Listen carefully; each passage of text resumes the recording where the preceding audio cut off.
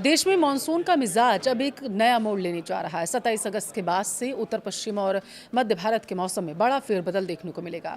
बंगाल की खाड़ी और अरब सागर में बन रहे नए वेदर सिस्टम का सीधा असर राजस्थान, मध्य प्रदेश, गुजरात और उत्तर भारत के मैदानी इलाकों पर पड़ने वाला है। आज के इस वीडियो में हम जानेंगे कि 27 अगस्त के बाद देश में कहां कहां मूसलाधार बारिश होगी और किन राज्यों में बाढ़ जैसे हालात बनते हुए नजर आएंगे और किन इलाकों में बारिश न होने की वजह से सूखे जैसी स्थिति या फिर उमस भरी गर्मी लोगों को परेशान करेगी। विशेष रूप से राजस्थान के हर संभाग के बारे में हम इस वीडियो में आपको बताएंगे। नमस्कार, आपके साथ मैं पल्लवी रविंद्र सिंह। सबसे पहले समझते हैं कि 27 अगस्त के बाद वायुमंडल में क्या बड़े बदलाव देखने को मिलेंगे। देखिए, मानसून की अक्षीय रेखा यानी कि ट्रफ लाइन धीरे धीरे सामान्य स्थिति से दक्षिण की ओर शिफ्ट हो रही है, जिससे मध्य भारत और उत्तर पश्चिम भारत में नमी का प्रभाव बढ़ने लगा। बंगाल की खाड़ी के उत्तरी पश्चिम हिस्से में एक नया कम दबाव का क्षेत्र सक्रिय हो रहा है, जो ओडिशा, छत्तीसगढ़ और मध्य प्रदेश होते हुए पश्चिम बंगाल की तरफ बढ़ रहा है। उत्तर भारत के पहाड़ी क्षेत्रों में एक कमजोर पश्चिमी विक्षोभ भी सक्रिय है, जो मैदानी इलाकों की हवाओं के साथ मिलकर कुछ राज्यों में लोकल थंडर स्टॉर्म बनाएगा। अब बात करते हैं राजस्थान की, जहां 27 अगस्त के बाद मौसम दो अलग अलग रूपों में आपको नजर होता हुआ दिखाई देगा, बटा हुआ। पूर्वी और दक्षिणी राजस्थान की बात करें तो कोटा और उदयपुर संभाग, कोटा, बारां, झालावाड़, बूंदी, बांसवाड़ा, डूंगरपुर और प्रतापगढ़ में 27 से 31 अगस्त के दौरान कई स्थानों पर मध्यम से भारी बारिश की संभावना है। जयपुर, अजमेर और भरतपुर संभाग की बात करें तो इन इलाकों में हल्की से मध्यम बारिश और कुछ स्थानों पर गरज चमक के साथ तेज बौछारें पड़ सकती हैं। तापमान में 2 से 3 डिग्री की गिरावट भी दर्ज की जा सकती है, जिससे उमस से लोगों को राहत मिलेगी। पश्चिमी राजस्थान की बात करूं, जैसलमेर, बाड़मेर, बीकानेर, फलौदी और श्रीगंगानगर के ज्यादातर इलाकों में मौसम मुख्यतः शुष्क रहने वाला है, यानी ड्राई रहेगा। हालांकि लोकल कनेक्टिविटी एक्टिविटी और स्थानीय बादलों के कारण कहीं कहीं छिटपुट बूंदाबांदी भी हो सकती है, लेकिन बड़े पैमाने पर बारिश की संभावना बेहद कम है। यहाँ दिन का तापमान बढ़ेगा, उमस लोगों को परेशान कर सकती है। 27 अगस्त के बाद राजस्थान का मौसम एक ऐसा करवट लेने जा रहा है जिसे देखकर आप भी दंग रह जाएंगे। एक ही राज्य लेकिन दो बिल्कुल अलग अलग मौसम। पूर्वी राजस्थान के जिले में जहां काले घने बादल और बारिश का दौर जारी रहेगा, तो वहीं पश्चिमी राजस्थान के हमारे रेगिस्तानी जिलों में मानसून पूरी तरीके से हाथ खींचने वाला है। अब बात करते हैं उन जिलों की जहां 27 अगस्त के बाद भी मानसून मेहरबान रहने वाला है। हाड़ौती बेल्ट की कोटा, बारां, झालावाड़, बूंदी, यहाँ 27 से 31 अगस्त के बीच मानसून पूरी तरीके से रफ्तार में रहेगा। झालावाड़, बारां के कुछ इलाकों में तेज बारिश और गरज चमक के साथ भारी बौछारें पड़ने की पूरी संभावना है। नदी नाले उफान पर रहेंगे। मेवाड़ और बागड़ की बात करूं, उदयपुर, बांसवाड़ा, डूंगरपुर, चित्तौड़गढ़, राजसमंद की यहाँ भी बादलों का डेरा रहेगा। रुक रुक कर हल्की से मध्यम बारिश का दौर जारी रहेगा, जिससे मौसम सुहावना रहेगा और फसलों को राहत मिलेगी, लोगों को गर्मी से भी राहत मिलेगी। ढूंढान और मेवात की बात करूं, देखिए जयपुर, दौसा, अलवर, भरतपुर, सवाई माधोपुर के अलावा करौली, यहाँ पूरे दिन तेज बारिश तो नहीं होगी, लेकिन दोपहर या शाम के वक्त आपको लोकल सिस्टम बनता हुआ नजर आएगा। 30 से 40 किलोमीटर प्रति घंटे की रफ्तार से हवाएं चलेंगी। उमस से थोड़ी राहत जरूर लोगों को यहाँ मिलती हुई नजर आएगी। अब रुक करते हैं मारवाड़ और बीकानेर संभाग की तरफ। यहाँ के किसान भाइयों के लिए खबर थोड़ी चिंताजनक है। जोधपुर, बाड़मेर, जैसलमेर के अलावा फलौदी, बीकानेर, नागौर, श्रीगंगानगर और हनुमानगढ़ 27 अगस्त के बाद यहाँ बारिश की गतिविधियाँ लगभग थमती हुई नजर आएंगी। मौसम विभाग के मुताबिक इसे मानसून ब्रेक आप कह सकते हैं। आसमान ज़्यादातर साफ रहेगा या फिर हल्के सफ़ेद बादल दिखेंगे आपको, जो बरसने वाले नहीं होंगे। वो कहते हैं ना, जो बादल गरजते हैं वो बरसते नहीं है, कुछ ऐसा ही मंजर देखने को मिलेगा। तापमान और उमस का डबल अटैक आपको देखने को मिलेगा। दिन का तापमान 37 डिग्री सेल्सियस से 39 डिग्री सेल्सियस तक जा सकता है। हवा में नमी पहले से है और ऊपर से तेज़ धूप। इसका मतलब ये है कि भयंकर चिपचिपी उमस जो पसीने छुड़ा देगी।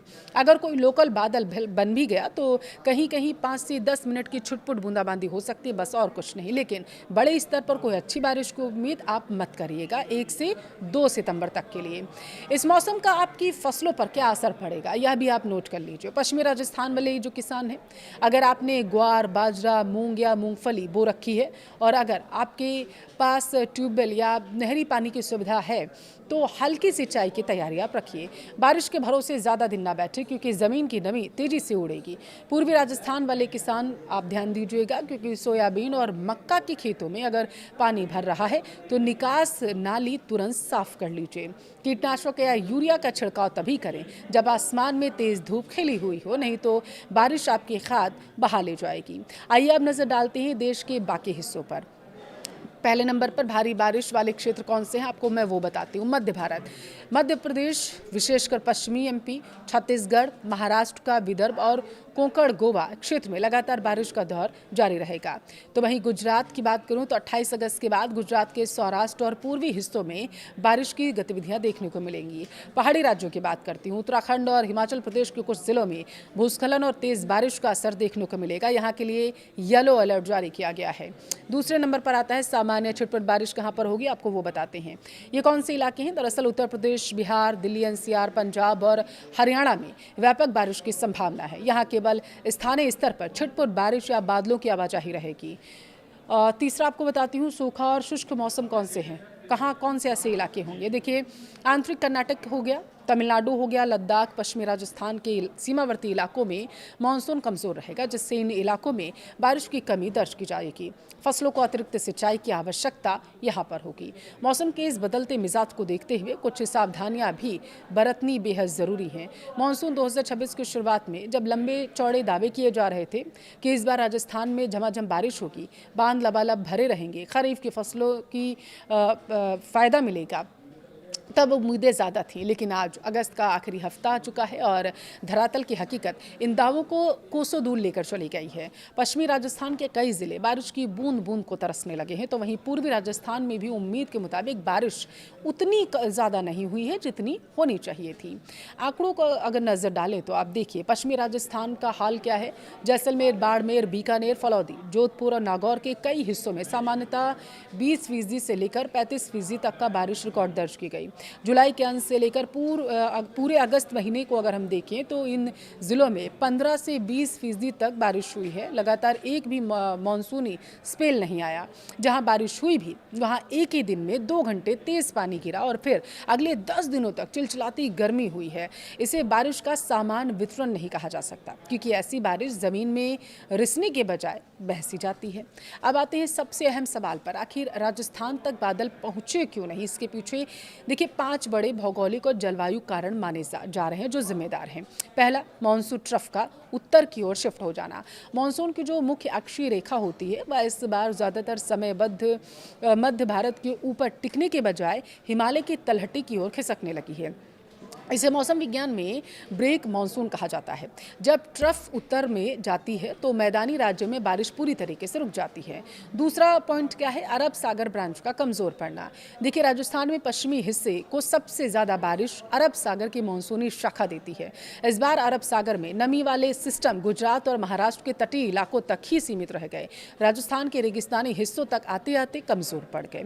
तीसरा क्या कारण है? बंगाल की खाड़ी के सिस्टम का ट्रैक बदलना। बंगाल की खाड़ी में जितने भी लो प्रेशर सिस्टम या डिप्रेशन बने उनका ट्रैक ओडिशा, छत्तीसगढ़ और मध्य प्रदेश होते हुए दक्षिण पश्चिम की तरफ गुजरात, महाराष्ट्र मुड़ने लगा।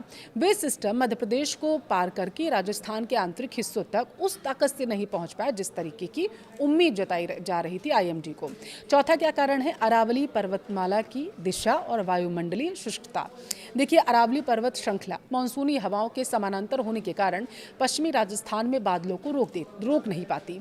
इसके अलावा पाकिस्तान और बलूचिस्तान की तरफ से आने वाली सूखी और गर्म पश्चिमी हवाओं ने राजस्थान के ऊपर हवा में मौजूद नमी को सुखा दिया जिससे बादल कंडेंस नहीं हो सके। पांचवा बेहद महत्वपूर्ण कारण ग्लोबल क्लाइमेट पैटर्न और अल नीनो का खतरा। इस साल प्रशांत महासागर और हिंद महासागर के तापमान में होने वाले असंतुलन, उतार चढ़ाव ने पूरे भारतीय उपमहाद्वीप में मानसूनी हवाओं के फ्लो को अनियमित कर दिया जिसका सबसे पहला शिकार उत्तर पश्चिम भारत का या सूखाग्रस्त इलाका बना। अब समझिए कि इस कम बारिश की कीमत किसे और कैसे चुकानी पड़ेगी। खरीफ फसलों पर भारी मार पड़ेगी।